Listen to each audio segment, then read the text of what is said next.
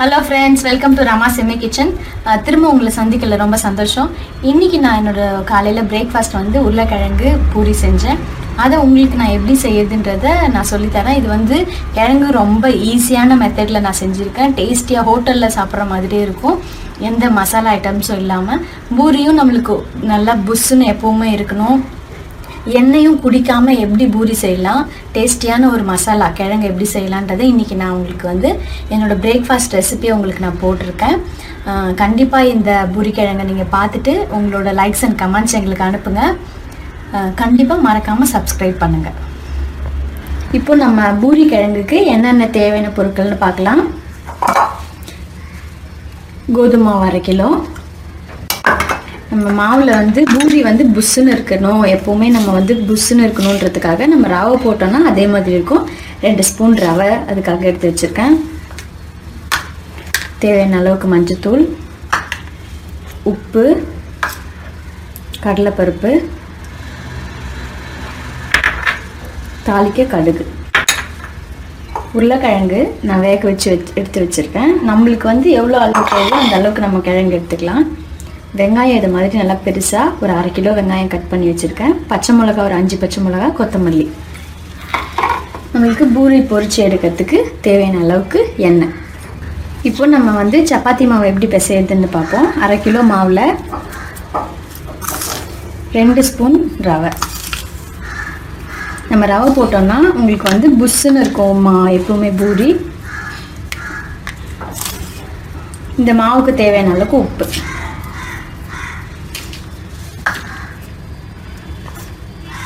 லைட்டாக நம்ம மாவில் மஞ்சத்தூள். உங்களுக்கு வந்து பூரி வந்து பார்க்குறதுக்கு இந்த எல்லோயிஷாக உங்களுக்கு பார்க்கவே நல்லாயிருக்கும். கொஞ்சமாக கொத்தமல்லி. நம்ம விருப்பப்பட்டால் இதில் சீரகம் கூட சேர்த்து நம்ம மாவில் பிசையலாம். இப்போ இது நம்ம கொஞ்சம் கொஞ்சமாக தண்ணி ஊற்றி கொஞ்சம் இறுக்கமாக டைட்டான மாவாக பிசைஞ்சிக்கணும். நம்ம சப்பாத்திக்கு பிசைகிற மாதிரி லூஸாக பிசையாமல் பூரிக்கு நம்ம நல்லா டைட்டாக பிசைஞ்சிக்கணும். இப்போ பார்த்தீங்கன்னா நான் நல்லா டைட்டான மாவாக பிசைஞ்சிட்டேன். நீங்களே பார்த்தீங்கன்னா தெரியும் எவ்வளோ டைட்டாக இருக்குது மாவுன்னு. நம்மளுக்கு பூரி எண்ணெய் குடிக்கக்கூடாது, மேலே பூரி மேலே எண்ணெய் இல்லாமல் நம்மளுக்கு வரணும்னா இந்த மாதிரி மாவு நல்லா டைட்டாக இருக்கணும். நம்ம ரவை போட்டாலும் கொஞ்சம் உப்பி வரும், எண்ணெயும் குடிக்காமல் இருக்கும். நம்ம டைட்டாக லூஸாக பிசைஞ்சிட்டா பூரி உப்பாது, நல்ல எண்ணெயை குடிக்கும். ஸோ நம்மளுக்கு வந்து பூரி சாப்பிட்றதுக்கு நல்லா இருக்கு. இந்த மாதிரி நல்லா டைட்டாக பிசைஞ்சு இது நம்ம ஒரு பிளேட் போட்டு மூடி வச்சிடலாம். அதுக்குள்ளே நம்ம வந்து எப்படி வந்து மசாலா பண்ணுறதுன்றத இப்போது நம்ம பூரிக்கு மசாலா வந்து எப்படி பண்ணுறதுன்னு பார்க்கலாம். ஃபஸ்ட்டு நல்லா பேன் காஞ்சிடுச்சு. இப்போது தேவையான அளவுக்கு எண்ணெய், நம்ம வெங்காயம் வதங்குற அளவுக்கு எண்ணெய் ஊற்றி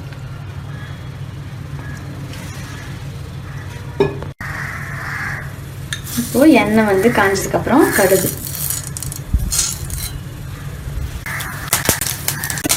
இப்போது கடுகு வெடிக்கும் போது 2 ஸ்பூன் கடலைப்பருப்பு. இப்போது நான் வந்து இஞ்சி, உங்களுக்கு தேவையான பொருட்களை நான் சொல்ல மறந்துட்டேன். இஞ்சி போட்டுக்கலாம். இஞ்சி போட்டால் தான் நம்மளுக்கு வந்து நல்ல ஃப்ளேவராக இருக்கும். பூண்டு போடக்கூடாது, இஞ்சி மட்டும் நம்ம இந்த மாதிரி சின்ன சின்ன பீஸாக கட் பண்ணி போட்டுக்கணும். வெங்காயம், பச்சை மிளகா, கருவேப்பிலை இதெல்லாம் மட்டும் நல்லா வதக்கிக்கணும்.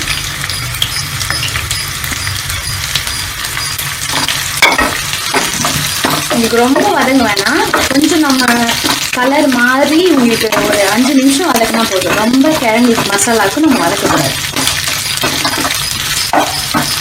கொஞ்சம் வதங்கிறதுக்கு உப்பு, இதுக்கு இந்த டிஷ்ஷுக்கு தேவையான அளவுக்கு மஞ்சத்தூள். உங்களுக்கு வந்து சிம்பிளாக இருக்கும். இது நம்ம ஹோட்டலில் சாப்பிட்ற மாதிரி நல்ல டேஸ்டியான பூரி கிழங்கு. இது இந்த மசாலாலாம் எதுவுமே தாளிக்காமல் வெறும் கடுகு, கடலைப்பருப்பு, இஞ்சி மட்டும்தான். இந்த ஃப்ளேவரில் செஞ்சால் ரொம்ப டேஸ்டியாக இருக்கும். இது ஒரு 5 நிமிஷம் வதங்கணும். இப்போ வந்து நான் பச்சை மிளகா வந்து 5 போட்டிருக்கேன்.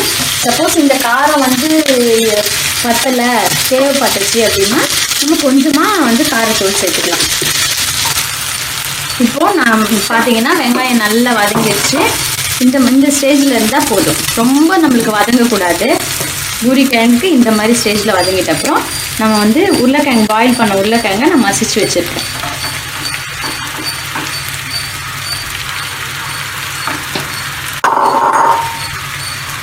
இதை இப்போ நம்ம வெங்காயத்தோட நல்லா சேர்த்து கலந்துக்கணும்.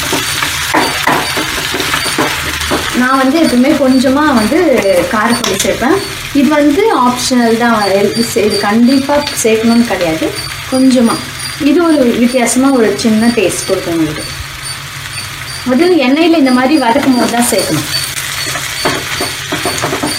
இப்போ இது எல்லாத்தையும் ஒன்றா கலந்துட்டு கொஞ்சமாக நம்ம தண்ணி ஊற்றி இது மூடி போட்டு நல்லா உருளைக்கிழங்கு எல்லாம் சேர்ந்து வேகிற அளவுக்கு நம்ம போடணும். இப்போது நான் போட்ட எல்லாமே இதுவாகிடுச்சு, நல்லா ஒன்றா கலந்துச்சு. இந்த ஸ்டேஜில் தண்ணி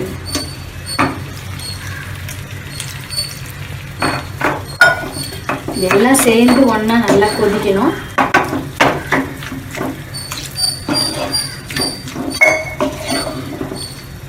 நம்ம வந்து ஃபஸ்ட்டு கொஞ்சம் உப்பு தான் சேர்த்தோம். இப்போ தேவையான அளவுக்கு இன்னும் ஒரு பாதி உப்பும் ஃபஸ்ட்டு நம்ம சேர்த்தோம். கொஞ்சமாக சேர்த்துக்கலாம், டேஸ்ட் பண்ணி பார்த்துட்டு நம்ம உப்பு சேர்த்துக்கலாம்.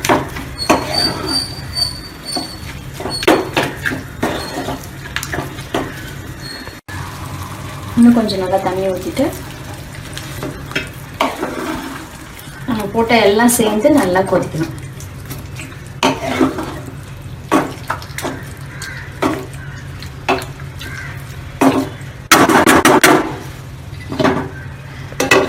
இது ஒரு 5 நிமிஷம் நல்லா பாயில் ஆகணும். இப்போ மசாலா ரெடி ஆயிடுச்சு. கடைசியாக வந்து நம்ம எடுத்து வச்ச கொத்தமல்லி தழை.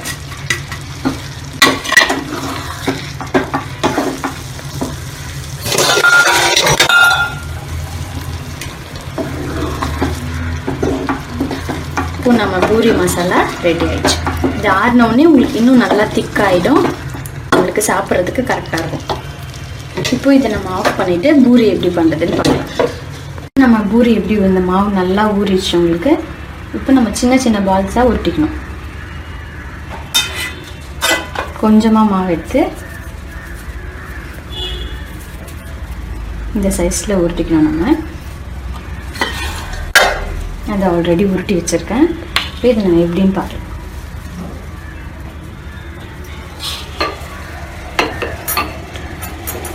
சின்ன உருண்டையாக இருந்தால் நம்மளுக்கு வந்து பூரியும் ஈஸியாக நம்ம செய்யலாம்.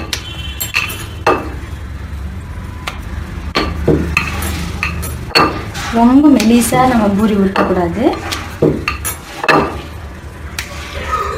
ஒரு 2-3 பூரி நம்ம வந்து உருட்டி வச்சுட்டு அப்புறமா நம்ம எண்ணெயில் போடணும்.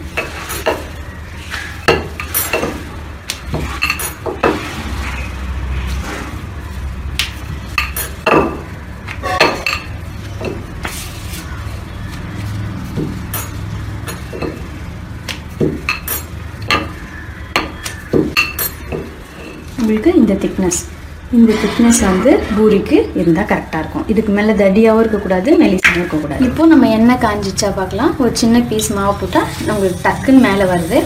இப்போ வந்து கொஞ்சம் நம்ம சிம்மில் வச்சுட்டு நம்ம பூரி போடணும்.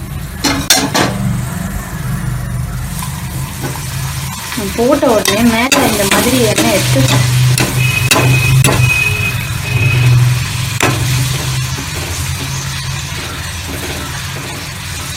ரெண்டு சைடும் நம்மளுக்கு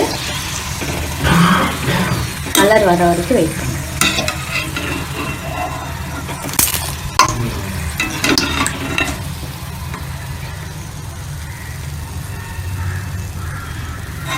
ஆயில் நல்லா இது பண்ணிட்டு பிளேட்டில் எடுத்து வச்சுக்கலாம். நம்ம பூரி போட்டதுக்கு அப்புறமா ஃபுல் ஃப்ளேமில் வச்சாதான் நம்மளுக்கு நல்லா பூரி இப்படி வரும். இந்த மாதிரி ஆயில் எடுத்து நல்லா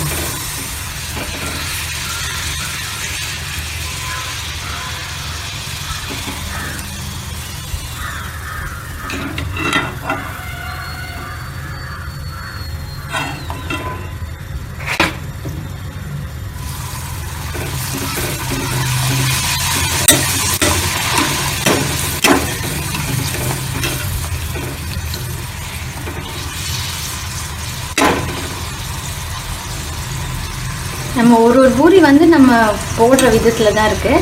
நம்ம சேஃபாக போட்டோம்னா உங்களுக்கு நல்லா அழகாக ஒப்பி வரும்.